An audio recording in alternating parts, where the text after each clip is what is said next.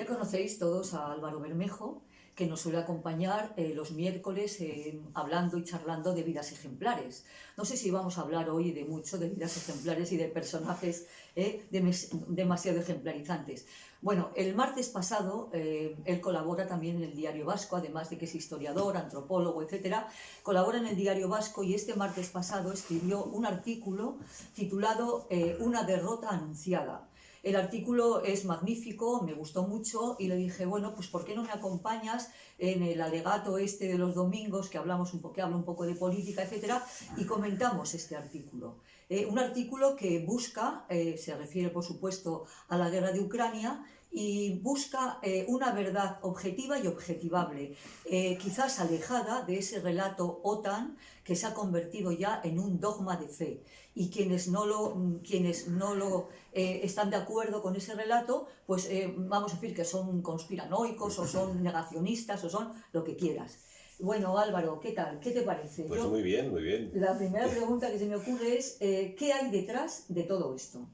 Bueno, que de todo esto, y detrás de ese artículo, digamos, hay una voluntad, Sí. sobre todo de ponderación, ¿no? Porque efectivamente estamos siendo bombardeados por un relato OTAN, que es inconcebible, como en una Europa que siempre ha ejercido su poder y su independencia de criterio entre Estados Unidos y Rusia. En ese momento no hay diferenciación entre la versión de la Casa Blanca y la versión de Bruselas, o sea, prácticamente es la misma, ¿no? Más aún cuando todo lo que nos llega de la guerra, sobre la guerra de Ucrania, viene filtrado, nos lo dicen constantemente los servicios informativos, ¿no? Por los servicios de inteligencia británicos. Inteligencia británicos. Claro. Recordemos que Claro. Gran Bretaña no está en Europa, es en la Unión Europea. Sí. Hizo un Brexit y está Sí. directamente influenciada, dominada o pactada con Estados Unidos. Entonces, la información que nos llega viene vía Londres y vía, por supuesto, Washington, ¿no? Entonces, es la única información que tenemos. ¿Y qué detrás de todo esto? Pues efectivamente la vieja historia de siempre, ¿no? O sea, una guerra fundamentalmente económica, como lo han sido casi todas las guerras desde luego, desde el siglo XIX en adelante, con grandes intereses económicos, por supuesto políticos, y en este caso centrados en el petróleo, en las fuentes de energía. Sí, bueno, ¿cómo es posible? ¿Cómo ha conseguido? Es increíble, Estados Unidos, con la bajísima popularidad de Joe Biden, o sea, es decir, un país que políticamente, y es más, estaba después de la huida de Afganistán absolutamente depauperado o sin prestigio. ¿Cómo han conseguido engañar a la Unión? Fuerza, lo han conseguido a la fuerza. No, a la Unión Europea, han conseguido pero engañarla. a la fuerza. Bueno, en un artículo anterior, que también recordarás, se titulaba Bienvenidos al Supramundo.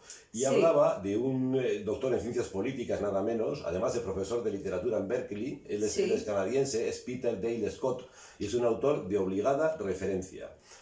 A finales de los 70, empieza una investigación sobre lo que se ha dado a llamar el Deep State americano, el Estado profundo americano.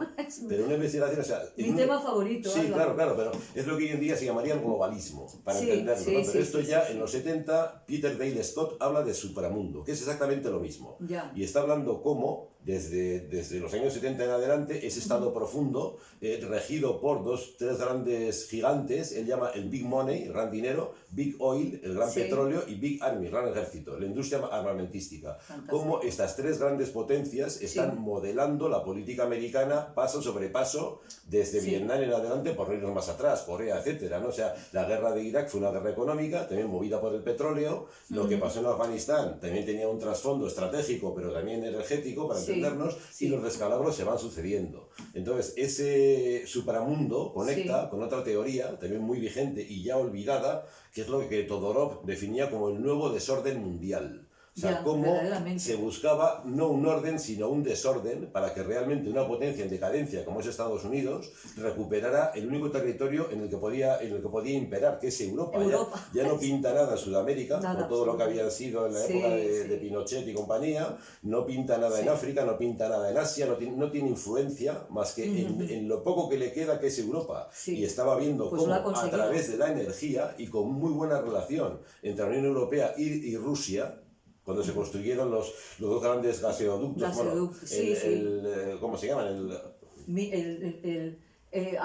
Nord Stream 1 y 2, no fue ningún error. O sea, Rusia se quería integrar en Europa, de hecho hubo un plan, un Gorbachev, para integrar la Unión Económica Europea. No se pudo llevar adelante por la magnitud de la economía rusa, pero la idea era hacer de Rusia un aliado y no un enemigo. Y esto a Estados Unidos nunca le gustó y empezaron los problemas. Pero porque cuando se disuelve el Pacto de Varsovia, no se disuelve la OTAN. Claro, es el gran problema, es la base de todo. Y como leía también en tu artículo, cuando dices que Gorbachov, que lo ocultan también, es que pedía precisamente eso, que la OTAN no avanzara. La condición que pone Gorbachov para posibilitar la reunificación de las dos Alemanias, muy sensata por otra parte, es que la OTAN no siga expandiéndose hacia el este. Esto no lo recuerda nadie. O sea, sí que yo marcaría una diferencia entre televisiones y periódicos. Hay muchas, y radios también. Con la connivencia obscena.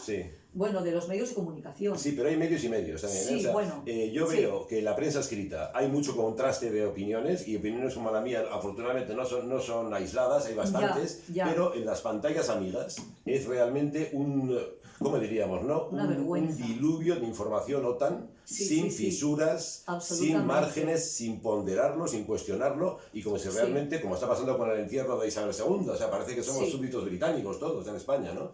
Pues aquí pasa igual, o sea, somos súbditos de la OTAN. Sí, no, es así. Pero bueno, también yo diría que hay periódicos y periódicos. Es decir, hay muchos periódicos que están dopados absolutamente con dinero, espurio absolutamente, ¿no? Volveríamos al aún en esos, bueno, todos sabemos cómo les decimos, hay márgenes. En las televisiones no hay cero margen. Pero también en estos periódicos hay una tendenciosidad y una manipulación. Bueno, fíjate cómo nos presentaron la cumbre de la OTAN, que fue vergonzoso. Bueno, fue vergonzoso. O sea, en un país progresista, presuntamente antimilitarista, etcétera, que en su día dijo de OTAN de entrada, ¿no? Nos venden una cumbre militar como un pase de modelos de las señoras, de los grandes magnatarios, pero ¿de qué me estáis hablando? Que quedaron además ¿De qué me estáis hablando? O sea, hemos pasado del bienvenido Mr. Marshall al bienvenido Mr. Biden. O sea, más o menos un tercermundismo mediático realmente humillante. O sea, y la manera en que comulgamos y somos capaces de decir que fue un éxito. ¿Para quién? Para quien vende misiles, que vende tanques, aviones, equipos antiaéreos, para eso fue un éxito, para nosotros no fue ningún éxito. La carrera armamentística, los miles de Porque millones... esta guerra no se va a detener con más armamento, ni mucho menos. O sea, fracasó Europa en la negociación porque carecía de líderes. Cuando Putin estaba pidiendo nada más que garantías jurídicas de que no iba a haber misiles en Ucrania, ni iba a entrar en la OTAN, y toda Europa, bajo el mandato americano, dijo que de eso nada, que tenía derecho a entrar en la OTAN, como cualquier país soberano. Llega a la cumbre de Madrid y dice que eso ya no, pero cuando ya era tarde, cuando ya estaba todo lo mal hecho, cuando venían los gaseros norteamericanos con gas licuado, 4 veces el precio anterior, cuando ya no teníamos relaciones económicas con Argelia, en fin, ha sido un descalabro, y va a ir a más, claro, va a ir a más. Y todavía más, cuando España ahora, en este momento, está comprando casi el doble de gas a Rusia de lo que compraba. O sea, son unos despropósitos increíbles. Bueno, hay algo muy curioso en una derrota anunciada. Están constantemente diciendo que Putin está hecho polvo, destrozado, ha estado en China, ha estado en India, y le han dicho que, bueno tío, cuidado, no te pases. Y sin embargo, ves a Putin y le ves muy tranquilo. Ves su expresión, su rostro, como siempre. Es verdad que ha sido un pequeño obstáculo de China e India, pero él dice que va a continuar adelante porque sabe que tiene razón. Es muy curioso, y ves su rostro y su expresión, y es así. Ves el rostro de Borrell, por ejemplo, que me llama muchísimo la atención. Bueno, Biden es un zombie, pero dormido, despierto, aquí, allá, en todos los sitios. Pero Borrell ha ido tornando su expresión a algo absolutamente... Dices, ostras, no quiero decir satánico, demoníaco, ¿no? Porque suena muy fuerte. Pero Álvaro, es verdad. Hombre, ¿Qué parece Borrell ahora? Toda guerra es un error. O sea, también Putin se ha equivocado. Putin se ha equivocado, ha caído en la trampa americana. Sí, bueno, pensaba que iba a ser una guerra muy rápida. No, fue un error clamoroso del Kremlin y de Putin. O sea, yo no esperaba que iba a caer en la trampa americana. La respuesta de Putin, la respuesta geopolítica, era medida por medida, era buscar algún país bananero de estos, tipo en su momento Cuba, y llevar misiles a Cuba a ver cómo reaccionaba Estados Unidos, ¿no? Poner misiles, yo qué sé, en Nicaragua, que es un régimen afín, un suponer, ¿no? Misiles rusos en Nicaragua, a ver qué pasaba con las democracias y con Estados Unidos, a ver cómo respondían, ¿no? Evidentemente, con la invasión de Nicaragua, como invadieron Granada, la isla de Granada en su día, o lo que tocaran. ¿no? O Panamá en su día, otra invasión americana, al menor parpadeo, ¿no? Por cierto, ¿puedo? Bueno, todos sabemos también que Zelensky, el ínclito, el perfecto, el pluscuamperfecto, apareció en los papeles de Panamá. Que en Ucrania hay una corrupción monstruosa, ahora no hay nada. No, es un país fallido, está todo en ruinas. Como gran parte de las repúblicas soviéticas. Por supuesto, y como la propia Rusia también, en el fondo subyace, claro que hay unas oligarquías corruptas, pero en Ucrania Ucrania exactamente igual. ¿Cómo se han atrevido a cambiarnos nuestra forma de vida absolutamente? Esta tía, Ursula von der Leyen, es una médica que podría ser tranquilamente una señora ama de casa, con todos mis respetos. Y es una tía que está diciendo lo que hay que hacer y se pone la bandera americana con una blusa horrible y una chaqueta. Es decir, no son frivolidades, son cosas que la describen a ella. No, volvemos al punto de partida. O sea, la describen a ella. Ese deep state americano, el big oil, la gran maquinaria del petróleo y del gas, en este caso gas licuado, o sea, ha impuesto sus obligaciones a la maquinaria política. O sea,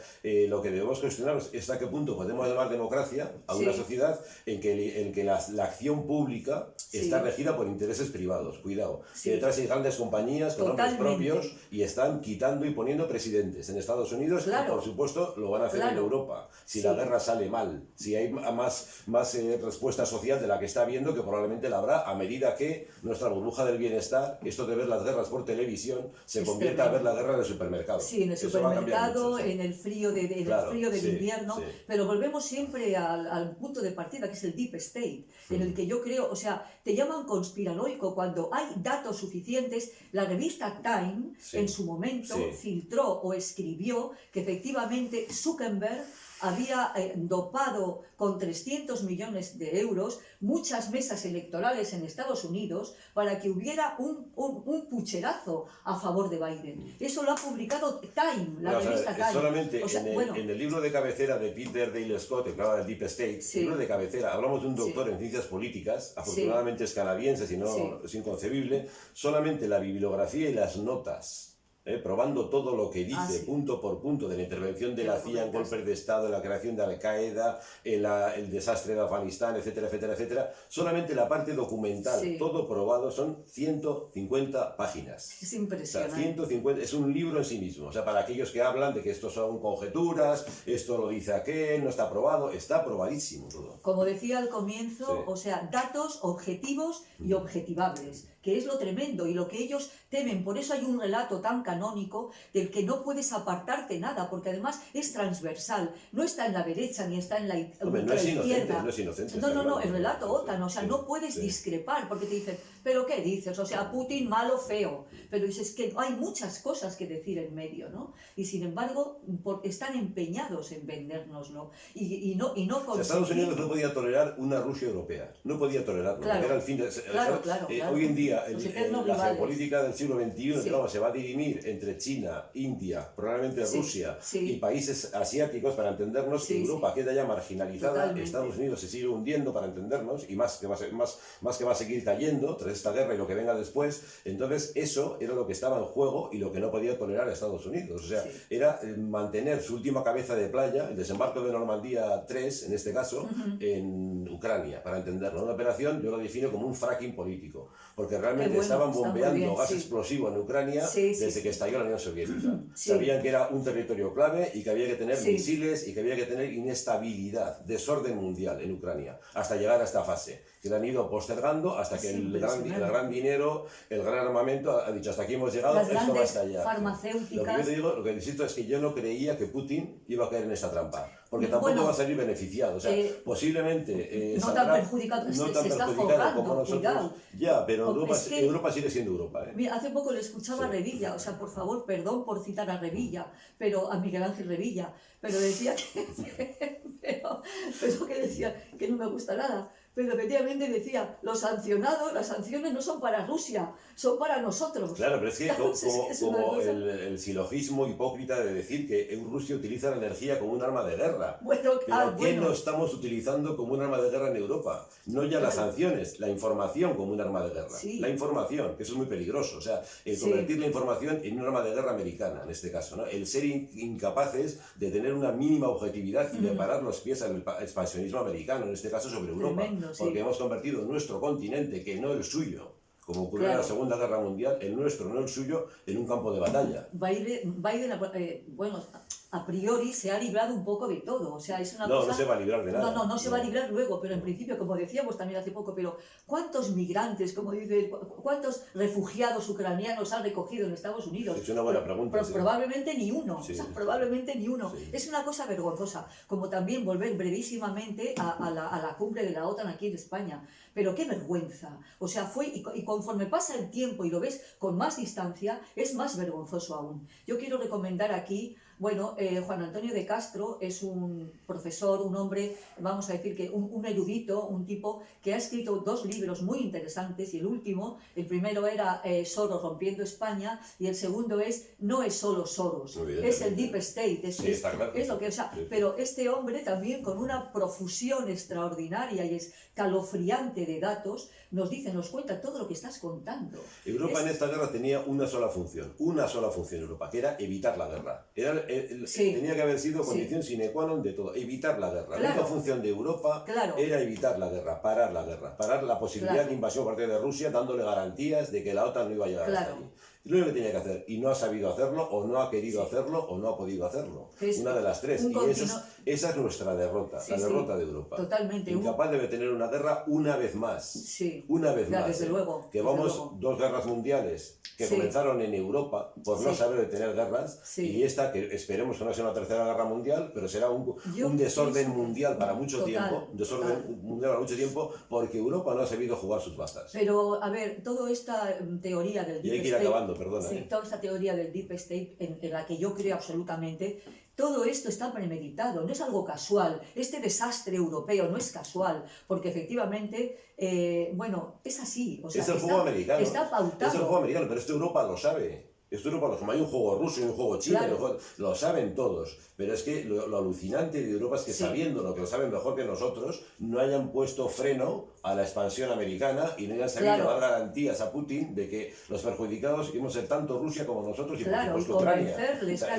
Porque en teoría Europa es un continente disuasorio, o sea, para disuadir y para pacificar, ¿no?, entre efectivamente los grandes bloques. Es un continente que ha sufrido mucho y está obligado a entenderse por las masacres que hemos sufrido a lo largo de 20 siglos. Entonces, que después de la Segunda Guerra Mundial y la creación de la Sociedad de Naciones, etcétera, seamos incapaces, por los líderes que tenemos, que son penosos, o sea, impeorables, cuando dicen, no se puede bajar eso de los políticos porque vendría gente no capacitada. Yo apuesto a que es imposible encontrar gente peor capacitada. Es imposible. Que Borrell, tú vas al INEM y encuentras políticos de más nivel que los que tienes en los gobiernos europeos hoy en día. El otro día escuchaba en la televisión a un tipo que no era nada sospechoso de que efectivamente es conspiranoico. Borrell es un tipo que condenado en España previamente, ¿no?, vamos a decir, por poner a su mujer en Abengoa, cuando él se fue y que lo dejó todo hecho un cuadro, puso a su mujer allí trabajando también. O sea, ¿cómo se dice técnicamente? Por utilización... Mira, a mí me da igual que tengan condenas. Yo le pido a un político que sea eficaz. O sea, yo no puedo pretender a un político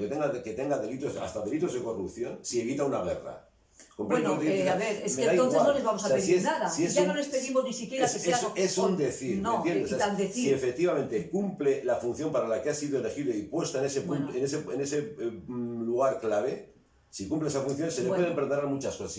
Si además de... Yo les pido mucho más, Álvaro. Es incapaz de detener una guerra, pero aquí de lo que estamos hablando es de una guerra europea con consecuencias económicas y, por supuesto, brutales, humanas, etcétera, políticas, de alcance incalculable. Hoy por hoy, ¿no? Y esto, quienes están al mando, quienes asumen responsabilidades, quienes están ahí exclusivamente para eso, fueron incapaces de parar a Putin y de tranquilizar a Biden, para entendernos, a su ambición económica imperialista. Y esto es imperdonable. O sea, el gran no diré criminal, ¿no?, pero el gran culpable de esta guerra sigue siendo para mí Europa. El gran responsable. El gran culpable. O sea, tienes razón. Incapaz de detener a uno y de detener a otro. No estaba para eso. De no jugar ese papel. Bajo papel. ningún concepto Europa tenía que haber tolerado esto. Bajo ningún concepto. De ninguna manera. Como decimos, de no jugar ese rol, ese papel disuasorio, por supuesto, ¿no? De todas maneras, yo no soy nada optimista, porque detrás de todo, para mí está... todo lo que a los que nos llaman conspiranoicos sabemos fehacientemente. Porque no, yo no soy nada conspiranoico. Yo soy historiador. Bueno, y tengo documentación sobrada para todo de lo que estoy hablando, demostrarlo, etcétera, etcétera. Bueno, etcétera. pero yo sé que el foro de Davos, el foro de Bilderberg y todos estos bimillonarios y milmillonarios están jugando con nosotros también. Porque si no, hay cosas que nos explican que se escapan ya de este tema, pero que podemos hablar otro día, porque me parece apasionante el tema del llamado globalismo y de ese mal llamado filántropos que están cuidando por nuestro bienestar, que es todo mentira. Bueno, Álvaro, damos por terminada la charla. Sí, ya está terminada, sí. Yo creo que... En los 70 se hablaba de la traición de las élites en el mundo intelectual, hoy la traición de los gobernantes al pueblo. O sea, es algo sangrante. Cómo realmente hacen lo que les mandan a hacer, no lo que deberían hacer, y cómo el pueblo, a través de las televisiones en este caso, que me parece una herramienta de persuasión orwelliana, están comulgando con ruedas de molino. Y la inercia también intrínseca de los gobernantes que tenemos en España y en Europa. Sí. Bueno, de momento no, es así, aquí. Es un desahogo. Es un desahogo. Bueno, y puede ser más que un desahogo. No, nadie convence a nadie, no te olvides. Bueno, es verdad, también es verdad. Solo para estar en la lista negra, ¿no? Para que bueno, no me importa. Me he visto de blanco para entrar en la lista negra. No me importa, soy pensionista. Y como la pensión no pueden quitárnosla, no me importa nada. Bueno, nada más. Os esperamos aquí el próximo domingo, al menos yo. Ya veré si algún día más puedo convencer a Álvaro. Y nada, ¿de acuerdo? Venga, hasta pronto. Chao.